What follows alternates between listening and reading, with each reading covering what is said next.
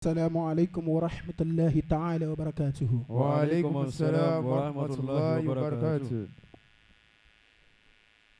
أعوذ بالله من الشيطان الرجيم. أعوذ بالله من كيد الشيطان القوي. أعوذ بالله من شمتات الأعداء ومن شر المسيح الدجال.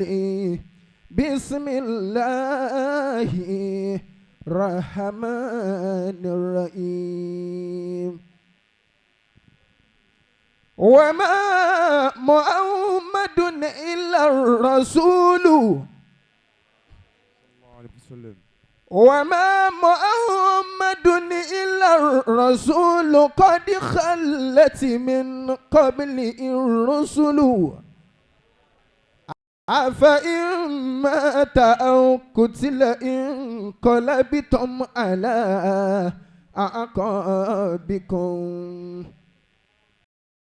ومن ينقلب على عقبيه فلن يهدر الله شيئا وسيجزي الله الشاكرين.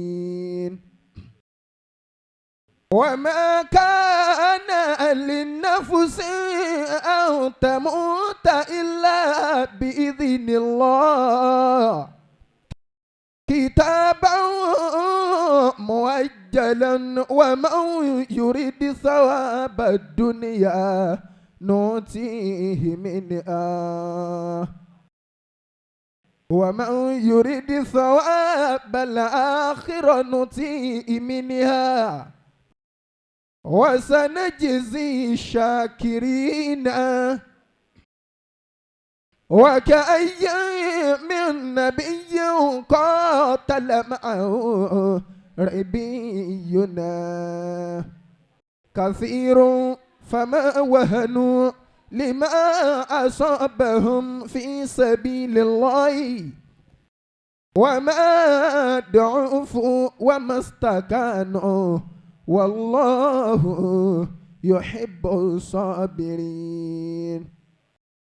وما كان قولهم إلا أن قالوا ربنا اغفر لنا ذنوبنا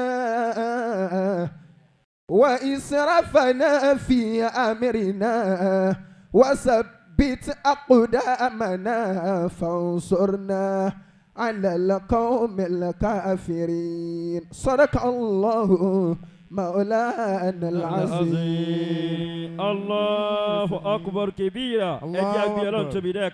الله أكبر. أوتين بأمين يوجاوري بلوك الله تبيدا. الله أكبر. بلام تبي لكم لداكم بزوك دادا. الله أكبر كبيرا. وباتوبي بيا لداكم فسيم جمولة كوزك الله أكبر. الله أكبر كبيرا. القرآن إني وكيف وعي.